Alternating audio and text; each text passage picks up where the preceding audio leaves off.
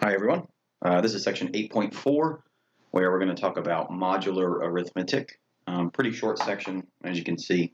I just want to go over basic definition, a couple quick theorems on how to handle modular arithmetic.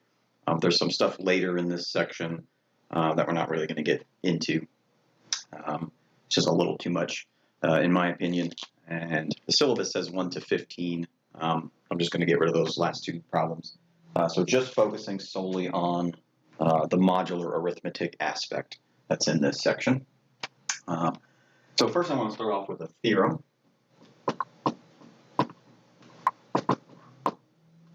And for this theorem we will say let A, B, and N be integers, specifically with N greater than 1. We'll say that the following are equivalent.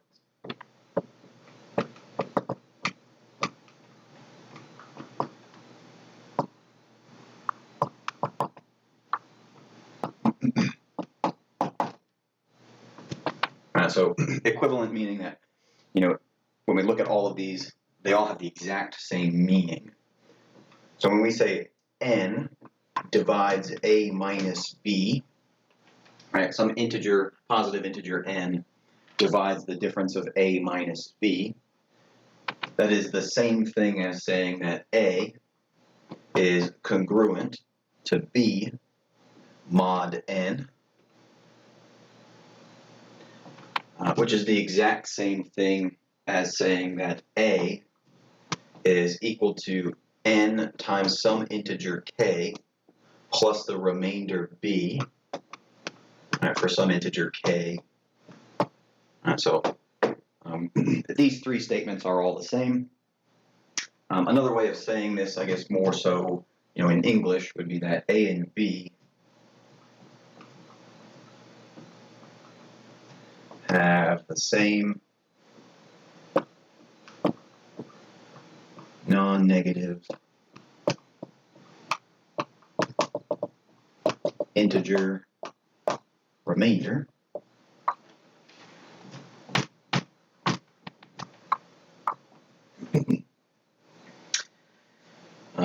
when divided by N.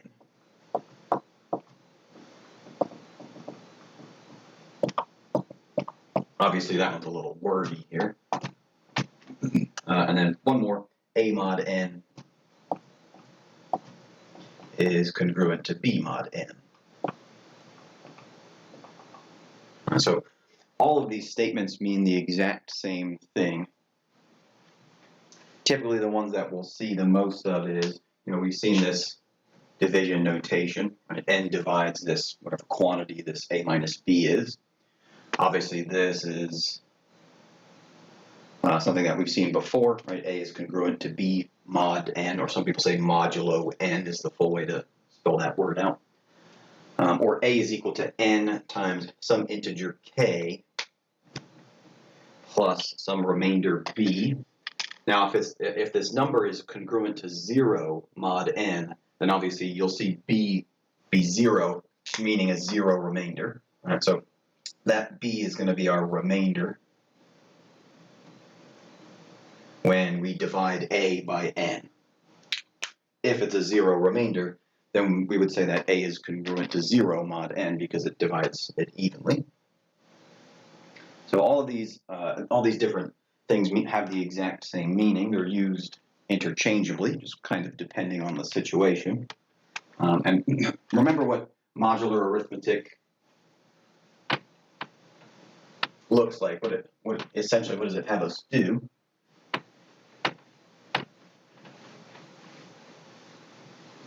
So, real quick example, if we go back and look at, I'm going to pick on 23.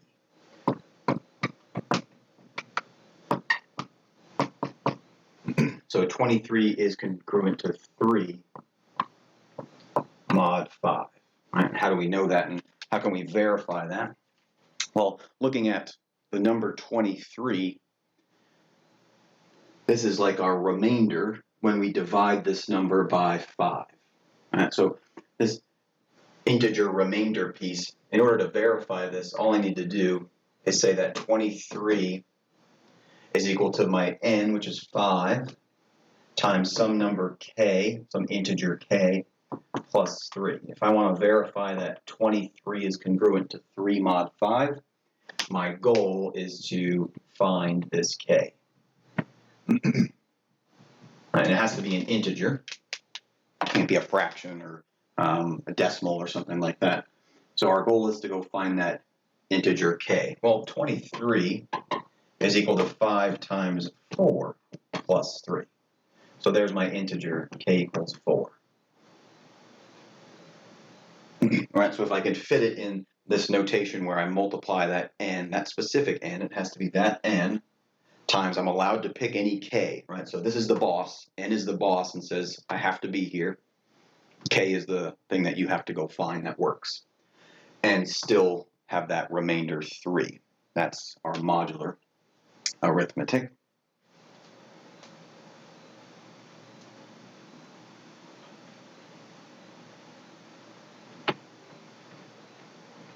Right, so when we look at things in terms of modulo n for some integer n, like let's pick n is equal to 4. If we look at 0, it's congruent to 0 mod 4. 1 is congruent to 1 mod 4. 2 is congruent to 2 mod 4. 3 is congruent to 3 mod 4. You'll see when I get back to 4, I'm congruent to 0 mod 4. Why? Because 4 times 1 plus 0. So we can verify this by saying, yeah, 4 is equal to 4, there's my n, times some integer k plus 0 remainder. In this case, my k happens to be 1. That gets the job done. All right, so you can see it kind of goes through this pattern and then resets. 5 is congruent to 1 mod 4. 6 is congruent to 2 mod 4. 7 is congruent to 3 mod 4. By the time I get to 8, right, we don't say it's congruent to 4 mod 4. We reset back to 0 because 8 is evenly divisible by 4 with 0 remainder. And then it repeats again. 9 is congruent to 1 mod 4. Then it just resets. Oh, I guess I should put this thick.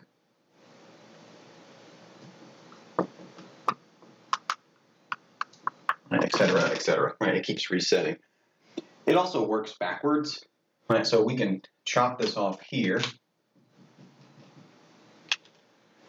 N has to be a positive integer, which it is in this case, but there's nothing stopping us from going backwards. Right? -1 is congruent to 3 mod 4. So you can see the pattern works backwards as well. Right? 3, 2, 1, 0, 3, 2, 1, 0, 3, 2, 1, 0. Right? So -2 is congruent to 2 mod 4. Right, so the pattern works forwards and backwards. Mostly we see it a lot more with the positive integers, but it does also work if we start going into the negative integers. But n does have to be a positive integer, for sure.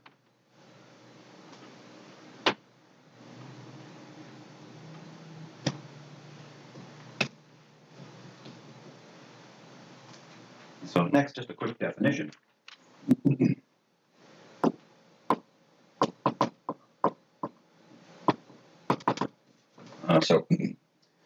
Given integers a and n, again, n has to be greater than 1. We never want to use n as 1. Right? If we do something mod 1, that's just silly. The residue of a mod n, or some people say modulo n, is the non-negative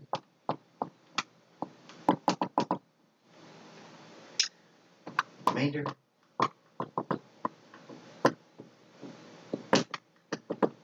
obtained when a is divided by n.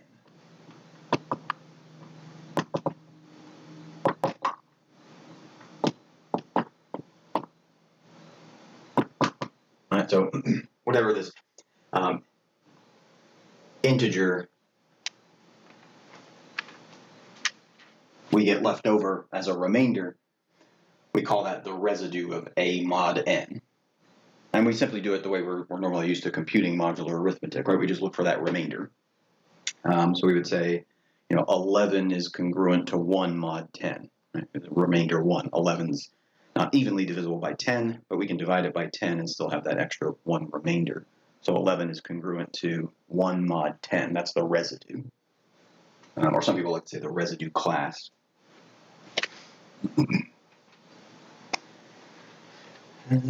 Okay, so little theorem here.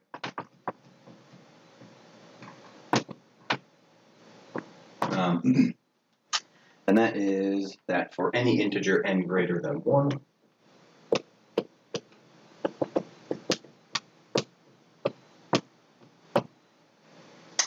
congruence mod n is an equivalence class.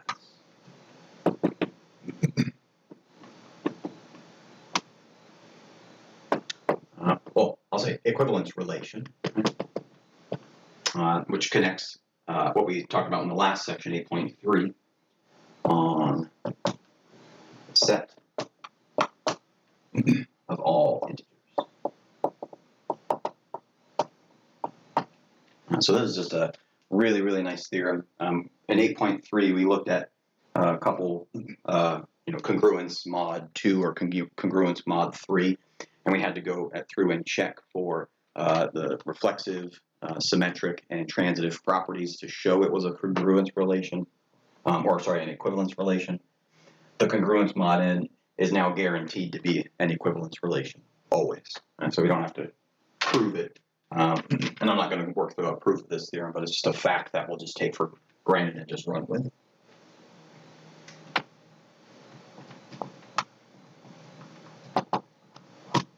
One more theorem? Yeah, one more theorem. Let A be congruent to C mod n, and let B be congruent to D mod n. So we want to look at these two. A is congruent to C mod n, and B is congruent to D mod n for some integers A, B, C, D, and of course n is an integer greater than 1. All right, so just two general looking things here. These are the things we know, or we need to know. Then, 1, A plus B is congruent to C plus D mod n. A minus B is congruent to C minus D mod n. A times B is congruent to C times D mod n. And number 4, A to the mth power is congruent to C to the mth power mod n. So this one I'm only using the red one here. A is congruent to C mod n, which basically shows that, if you take a power on both sides, you maintain that congruence. Same thing with multiplication, you'll maintain that congruence. Same thing with addition and subtraction, you'll maintain that congruence. Now, one thing that can happen is you may come across a situation where this n is a smaller number than this C plus D. Right? Maybe C plus D gives you something like, 7. But you're talking about something mod 5. Well, then you make the adjustment, right? You don't want to leave 7 mod 5, because if you're talking modular arithmetic in mod 5, you're going to have 0, 1, 2, 3, or 4, and then reset to 0, 1, 2, 3, 4, 0, 1, 2, 3, 4, 0, 1, 2, 3, 4, right? You'll never get to 7 mod 5. Why? Well, that's because 7 mod 5 is just 2 mod 5, right? 5 plus 2 more is 7, so the remainder would be 2. So you might need to make an adjustment there if this number grows too large. and exceeds this number n, you then just do one more case of modular arithmetic to reduce it down so that it's less than this number n. I'll show you what I mean in an example. But it's really, really nice that we get all these properties here. You'll notice we don't have the division. The division gets a little tricky. Why is that? Well, because really, division is it's inverse multiplication. We need to talk a little bit more about these binary operations and how they actually act on the integers when we multiply and then we divide. You got to be really careful about when you say the word divide. You really mean the inverse of multiplication, which is obviously defined a little differently than just simple division. So let's take a look and see if we can verify the following. For part A, they want us to verify that 45 is congruent to 3 mod 6, and 104 is congruent to 2 mod 6. So in this case, our n is the number 6. So we're doing everything mod 6. Well, in order to verify this, we need to show that 45 is 6 times some integer k plus 3. So again, when we do this and we get 45 is congruent to 3 mod 6, that must be my remainder of 3 when I multiply some integer times 6 to get to 45. So in this case, our integer k is 7. 6 times 7 is 42, plus 3 more is 45. So that shows that 45 is congruent to 3 mod 6 because it's 3 more than a multiple of 6. Right, so to verify this, my job is just to find this k.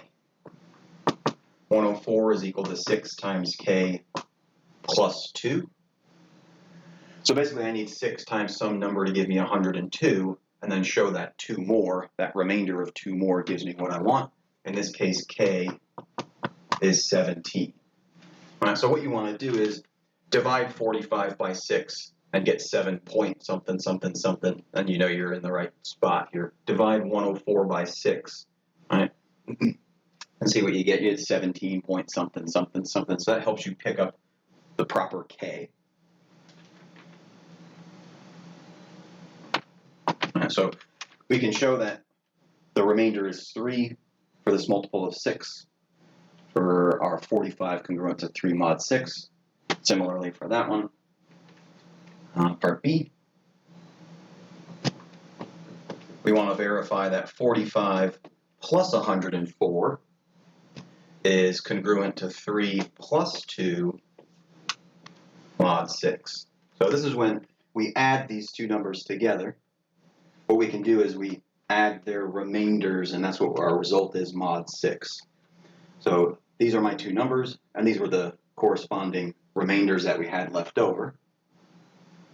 Well, 45 plus 104 is 149, and they want us to show that that's congruent to 6 mod 6. Aha, here's the problem. When we get to 6, we're back at a multiple of 6. So what we need to show is that 149 is a multiple of 6. It's 6 times some number plus 6. Well, that's just one more multiple of 6, right? So we really need to show this is congruent to 0 mod 6, i.e. show that this is a multiple of 6. And so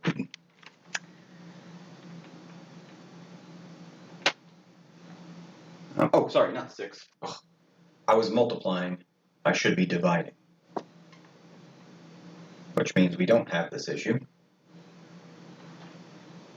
Okay, good save there. We'll save multiplication for, I think that's the next one that I'm doing. So I think I looked ahead.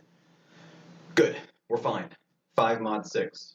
That means we need to show 149 is 6 times some integer k plus 5. Okay, so we need to find that integer k. In this case, if I take 149 and divide it by 6, I get 24 point something, something, something. That's my k that I need. I need k equals 24. All right, 6 times 24 is 144, so I need 5 more to get to 149. Okay, now on to the multiplication. We want to verify that 45 times 104 is congruent to 3 times 2 mod 6. So again, I already went ahead and computed these. 45 times 104 is 4,680, which needs to be congruent to 6 mod 6. And here's the issue that kind of jumped the gun on here. 6 mod 6, that's just another multiple of 6. And so what we really need to show is that 4,680 is congruent to 6 mod 6, which is congruent to 0 mod 6. So our goal is to show that 4,680 is exactly a multiple of 6 with no remainder left over.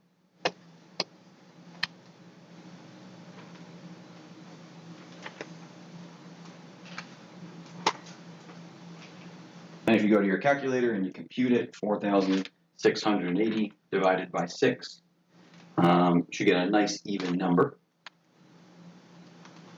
780. All right, so 4,680 is equal to 6 times 780 plus 0 remainder. All right, so there's our k.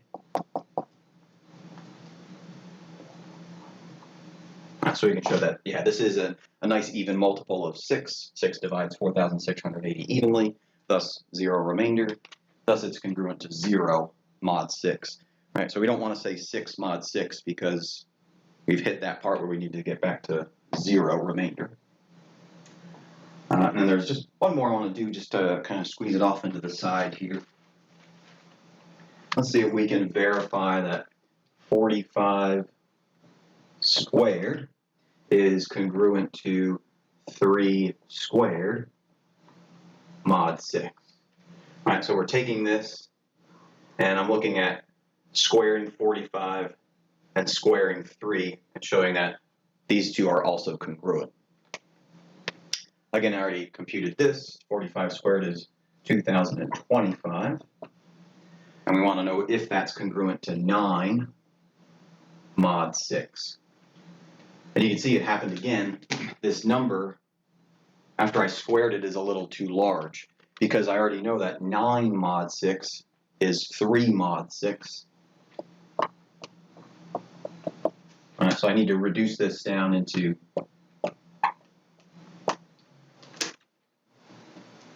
3 mod 6.